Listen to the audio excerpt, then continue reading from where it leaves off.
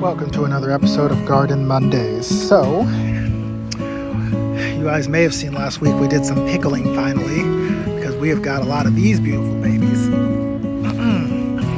just kind of floating around in a lot of different places. We've got a lot of cucumbers on here, a lot of cucumbers. My pepper plants, for whatever reason, are still not really producing. I did top these just last week in hopes that would help. So I'm hoping that we are going to get some growth there. There's a little watermelon on there for y'all. They're still growing.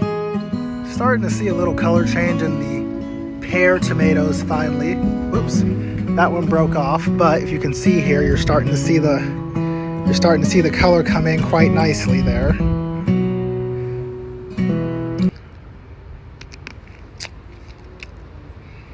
Definitely not. But what is ready, if you guys can kind of see through there.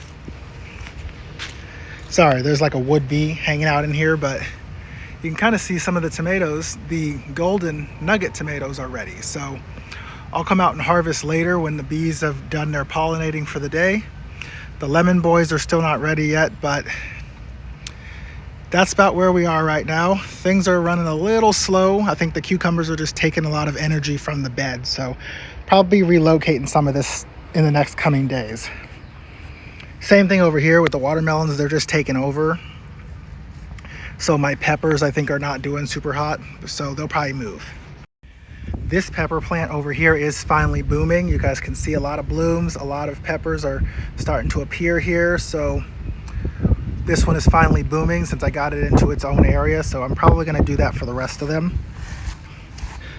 Same thing, this one is finally starting to produce. You can see down here in the bottom, it's finally got a banana pepper on it. So I moved these out of the garden bed because there was just not enough space in there. Starting to do a lot better, so probably move the rest of them. My dahlia plant is looking really good. Look at all the big, huge blooms. Deadhead your dahlias, people. Like, I know they say they're self-deadheading, but I've deadheaded mine and they look phenomenal. They look so beautiful. And for comparison, you can see a plant that I have not deadheaded very much, which is this one. And you can just kind of see the difference in the blooms. So just go through and pick off your blooms. Make sure you deadhead your plant. This one is getting kind of ate up by the aphids and stuff. So just make sure that you're deadheading, taking care of your plants. And see that.